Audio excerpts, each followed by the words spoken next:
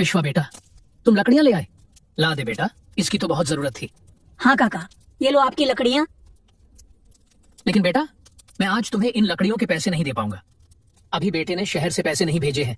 कोई बात नहीं काका, जब आपके पास पैसे आ जाए तब दे देना। तू सदा खुश रहे बेटा, भगवान हमेशा तुझ खुश रहे।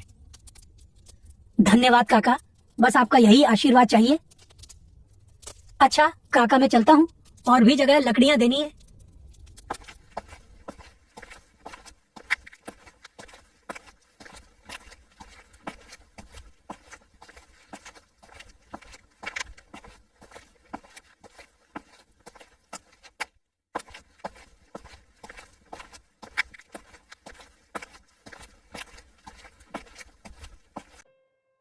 मनोहर चाचा, ओ मनोहर चाचा, लकड़ियाँ लाया हूँ।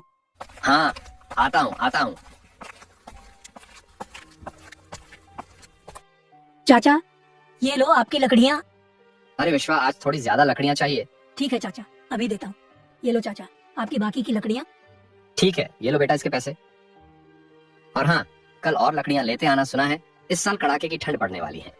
ठीक है चाचा, मैं लेता आऊंगा।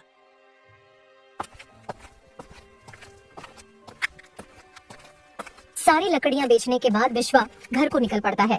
तभी अचानक जोरों की हवा चलने लगती है। हे भगवान, हवा तो बहुत तेज हो गई है, मुझे जल्द ही घर पहुंचना चाहिए। अगर ठंड लग गई तो बीमार पड़ जाऊंगा। हे भगवान, बस किसी तरह घर पहुंच जाऊं तो इस ठंड भरी हवा से बच जाऊं। हे भगवान, कहाँ रह गए वो? इतनी तेज हवाएं चल रही हैं, अभी तक घर नहीं आए। मैंने कितनी बार कहा है उन्हें कि घर जल्दी आ जाया करिए, ठंड का समय है, लेकिन वह है कि मेरी बात सुनते ही नहीं।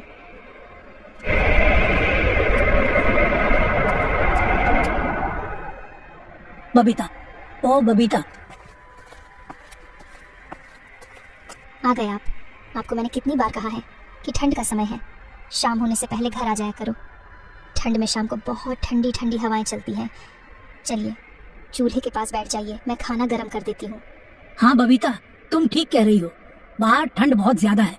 कल से मैं और सुबह जल्द घर से निकल जाया करूंगा, और शाम होने से पहले सारा काम निपटाकर घर आ जाया करूंगा। बबीता, वह मोटा वाला कंबल निकाल देना, ठंड बढ़ गई है ना, तो बिना कंबल की रात नहीं कटेगी। जी हाँ, आप खाना खा लीजिए, मैं अभी निकाल देती हूँ। इस तरह विश्वा का परिवार उस रात खाना खाकर सो जाता है। लोग अपने घरों में आग जलाकर किसी तरह ठंड की रात गुजार रहे थे। सर्द हवाओं का पहरा पूरे गांव में छाया हुआ था। ठंड का ऐसा नजारा अक्सर दिसंबर के महीने में देखने को मिलता था।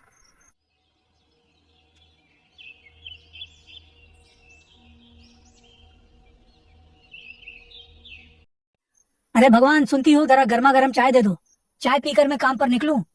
हाँ बस अभी लाई। ये लीजिए आपकी चाय।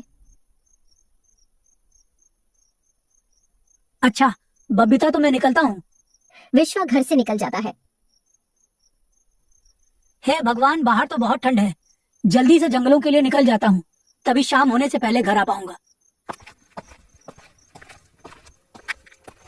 आज गांव में घना कोहरा छाया हुआ था। लोग लकड़ियां जलाकर उसकी गर्माहट ले रहे थे। विश्वा गांव से होता हुआ जंगल की ओर जा रहा था। विश्वा भाई, लकड़ियां लेने जा रहे हो? हाँ भाई, वहीं जा रहा हूँ। अरे भाई, मैंने सुना है कि इस बार कड़ाके की ठंड पड़ने वाली है।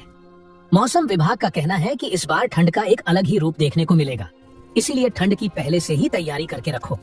हे भगवान, अगर बारिश हो गई तो ठंड में तो सारे काम ठप हो जाएंगे।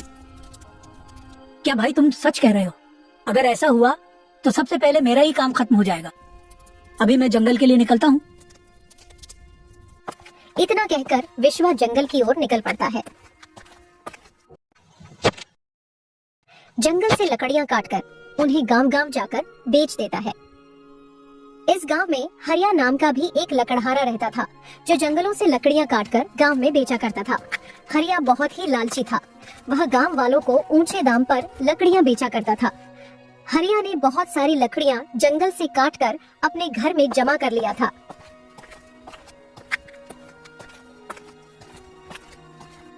अरे, आप इतनी सारी लकड़ियां केवल जमा करे जा रहे हैं। इसे गांव में जाकर बेच क्यों नहीं आते? अरे चंदा, तुम बस देखती जाओ। कुछ दिन में ही गांव में बारिश होने वाली है। उस समय जंगल की सारी लकड़ियां गीली हो जाएंगी। बस इसी मौके का फायदा हमें उठाना है। तब मैं लकड़ियों को ऊंचे दाम पर बेचूंगा। जी मेरी बात मानिए, तो ऐसा करना सही नहीं है। अरे अब तुम मुझे मत सिखाओ क्या सही है और क्या गलत। हरिया अपनी पत्नी को तो उस समय चुप करवा देता है और अपनी लकड़ियां बेचने के लिए सही वक्त का इंतजार करता है। वहीं दूसरी तरफ विश्वा गांव गांव में लकड़ियां बेचकर घर आ जाता है। रात का समय था। अंधेरी रात में आसमान में बिजली की गड़गड़ाहट के साथ तेज बारिश शुरू हो जाती है।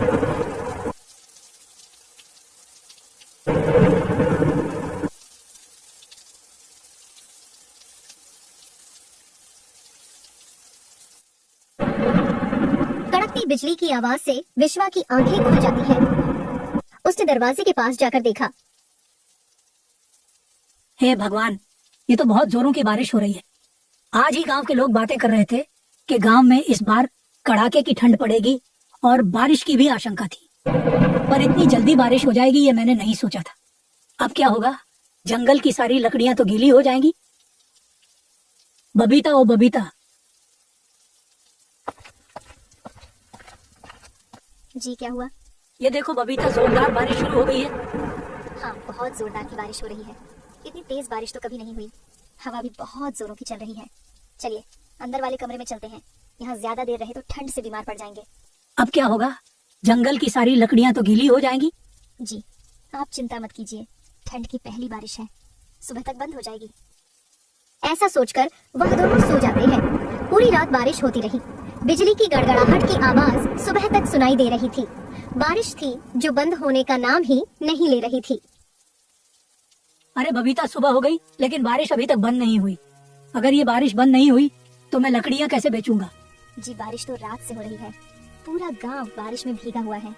ठंडी हवा भी बहुत चल रही है। चलिए अंदर वाले कमरे में चलते हैं। दोनों आग जलाकर वहां बैठ जाते हैं। आग की गर्माहट से कमरा थोड़ा गर्म हुआ, मगर बारिश की वजह से ठंड और भी ज्यादा बढ़ चुकी थी। लगातार होती बारिश ने गांव वालों को परेशान कर दिया। बारिश ने बंद होने का नाम नहीं लिया।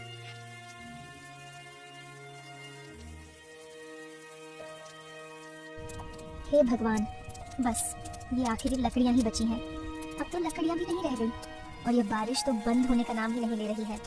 बबीता के इतना कहते ही बारिश अचानक बंद हो जाती है। बबीता, लगता है भगवान ने तुम्हारी सुन ली। बारिश बंद हो गई। हाँ, बारिश तो बंद हो गई, लेकिन लकड़ियां तो फिर भी नहीं ला पाएंगे। जंगल की लकड़ियां गीली हो गई होंगी। एक काम करते हैं, गांव में सरला काकी से कुछ उपले मांग लाती हूँ। कुछ दिन का तो चल ही जाएगा।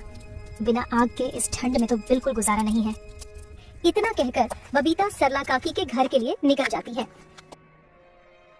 सरला काकी, ओ सरला काकी, घर में हो क्या? हाँ बिटिया, कहो कैसे आना हुआ इस ठंड में? सरला काकी, वो मुझे कुछ उपलों की जरूरत थी। घर में जलाने के लिए कुछ भी नहीं बचा है। थोड़े से उपले मुझे दे दीजिए। हाँ बिटिया, तुम यहीं रुको, मैं अभी लेकर आती हूँ। ये लो बेटा, मगर मेरे पास भी थोड़े से ही उपले बचे हैं। वो काफी दिनों से धूप नहीं निकली तो उपले सूख नहीं पाए।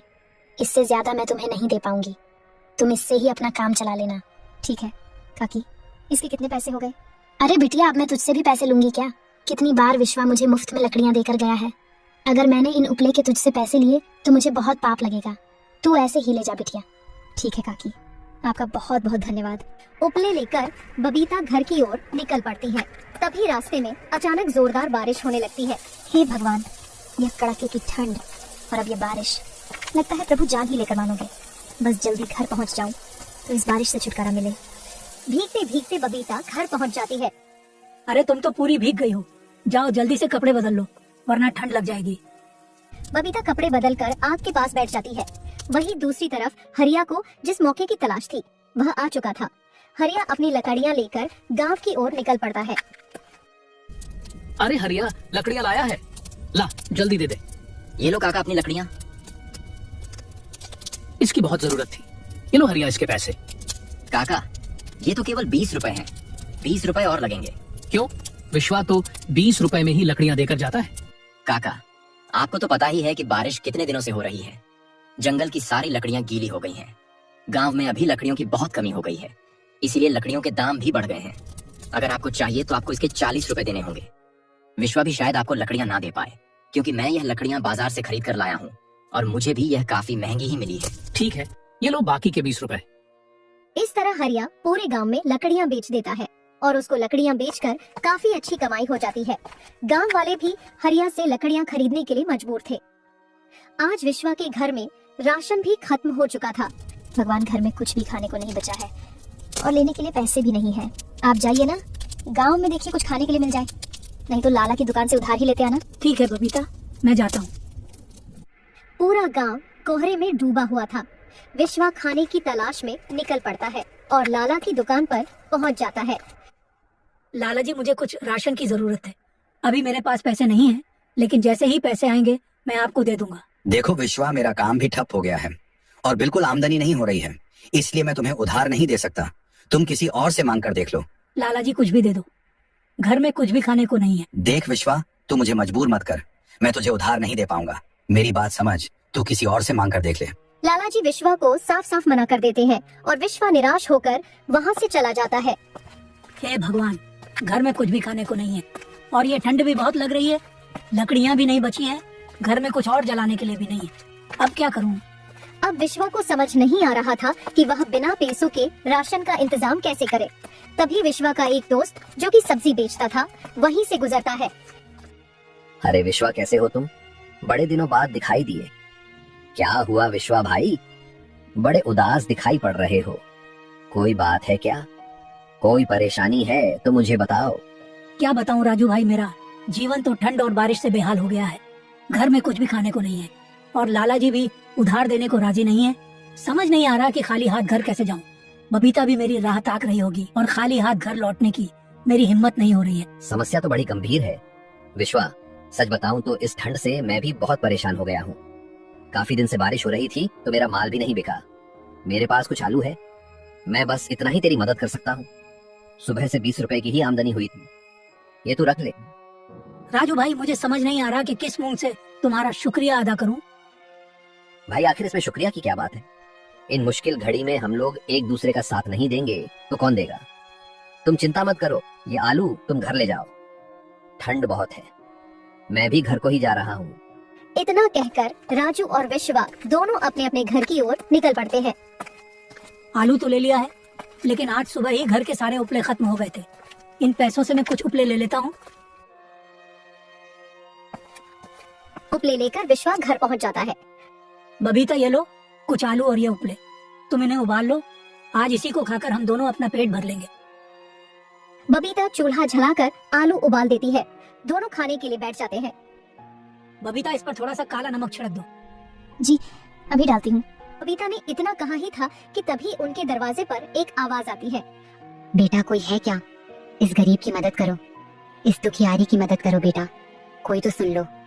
आवाज सुनकर विश्वा और उसकी पत्नी दोनों बाहर आते हैं। उन्होंने देखा कि ठंड में एक बुढ़िया बाहर खड़ी थी और मदद की गुहार लगा रही थी। अम्मा, आप इतनी ठंड में ऐसे बाहर क्या कर रही हो? बेटा, मैं कई दिन से भूखी हूँ। पिछले 2 दिन से मैंने भोजन नहीं किया है।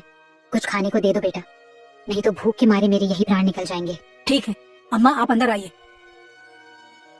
विश्वा अपने उबले हुए आलू की प्लेट लाकर अम्मा को दे देता है। बेटा, बहुत ठंड लग रही है, हो सके तो कुछ लकड़ियां जला दो। माफ करना अम्मा, पर अब हमारे पास बिल्कुल भी लकड़ियां नहीं बची है। थोड़ी सी लकड़ियां थी जिन पर हमने आलू को पका दिया है।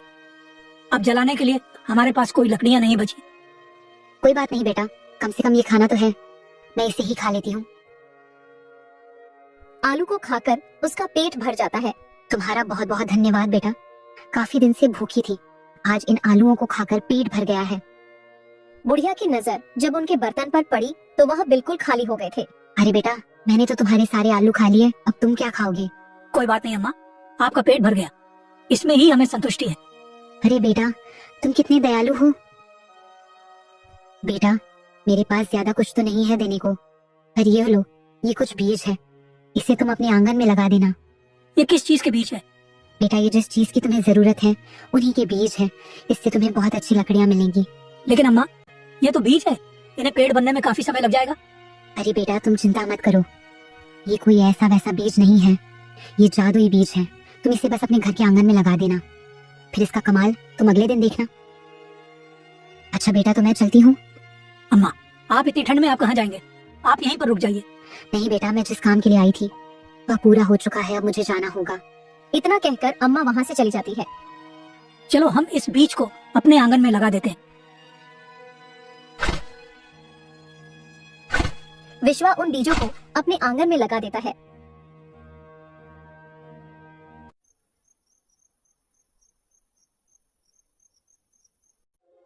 जब सुबह होती है तो विश्वा को उन बीजों की याद आती है और वह उन्हें देखने के लिए बाहर आता है। बाहर का नजारा देखकर विश्वा हैरान था। अरे ये क्या है? बबीता, ओ बबीता, जल्दी आओ। बबीता भी वह दृश्य देखकर हैरान थी। अरे ये कैसे हुआ? विश्वा द्वारा लगाए गए बीज अब पेड़ बन चुके थे। यह देखकर विश्वा और उसकी पत्नी बहुत खुश होते हैं। अरे यह तो सच में जादुई पेड़ है। जी, अब तो हमें लकड़ियों की बिल्कुल कमी नहीं होगी। हाँ, तुम ठीक कहती हो। मैं अभी लकड़ियों की कटाई कर लेता हूँ और फिर मैं इन्हें गांव में बेच दूंगा। लकड़ियों को काटकर विश्वा गांव की ओर निकल पड़ता है। काका, तुम्हारे लिए लकड़ियाँ लाया हूँ। अरे बेटा, ये तो तूने बहुत अच्छा किया जो लकड़ियां देने यहाँ चला आया। 2 दिन से ठंड से परेशान थे, जलाने के लिए एक भी लकड़ियां नहीं बची हैं। पिछले 2 दिनों से हरिया भी लकड़ियां देने नहीं आ रहा। काका, अब आपको चिंता करने की जरूरत नहीं है। मैं आपको रोज लकड़ियाँ समय पर पहुँचा दिया करूंगा। लेकिन विश्वा बेटा, तुम्हारे पास ये लकड़ियां कहाँ से आई? काफी दिन से सूरज तो निकल नहीं रहा, फिर ये सूखी लकड़ियां तुम कहाँ से लेकर आए? काका, बस ये समझ लो, ये भगवान का चमत्कार है। अच्छा काका, अब मैं चलता हूँ और गांव में लकड़ियाँ देने जाना है। इतना कहकर विश्वा आगे निकल जाता है। लेकिन यह सब होते हुए हरिया अपनी आंखों से देख रहा था और सच्चाई का पता लगाने के लिए हरिया ने विश्वा का पीछा करना शुरू कर दिया। जी, आ गए आप। लगता है आज सारी लकड़ियां बिक गई। हाँ बबीता, अब हमें कभी दूसरी जगह से लकड़ियाँ लाने की जरूरत नहीं पड़ेगी। अब हम इसी पेड़ से लकड़ियाँ काट लिया करेंगे। हाँ जी, भला हो उस अम्मा का जिसने हमें यह जादुई पेड़ दिया है। इस पेड़ की लकड़ियां तो कभी खत्म ही नहीं होगी। अब हम इन लकड़ियों को बेचकर अपने घर की स्थिति को ठीक कर लेंगे।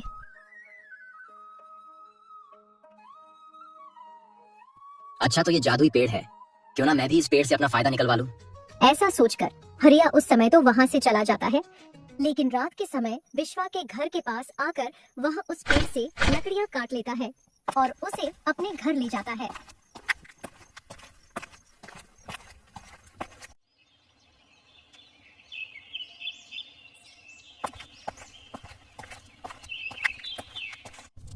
काका, लकड़ियां लाया हूँ, बोलो कितनी चाहिए।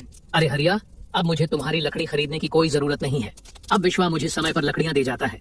तुमने हमारी मजबूरी का बहुत फायदा उठा लिया, लेकिन अब मुझे तुम्हारी लकड़ियों की कोई जरूरत नहीं। काका ने हरिया से लकड़ियां खरीदने के लिए साफ साफ इनकार कर दिया। हरिया गांव के और लोगों के पास भी जाता है और अपनी लकड़ियां बेचने की कोशिश करता है, मगर कोई भी उससे लकड़ियां खरीदना नहीं चाहता था, क्योंकि मजबूरी के समय में हरिया ने उन लोगों का खूब फायदा उठाया था। काफी महंगी दाम पर लकड़ियां बेचकर उसने गांव वालों से खूब मुनाफा कमाया था। हरिया को भी अच्छा सबक मिल चुका था, लेकिन अब उसके पास पछतावे के सिवा और कोई चारा नहीं बचता। किसी गांव का कोई व्यक्ति भी उसे लकड़ियां खरीदना नहीं चाहता था। मजबूरन हरिया को लकड़ी बेचने का काम छोड़कर कोई और दूसरा काम ढूंढना पड़ा। दोस्तों, आपको हमारी यह कहानी कैसी लगी? अपना उत्तर कमेंट बॉक्स में जरूर बताइएगा। हमें आपके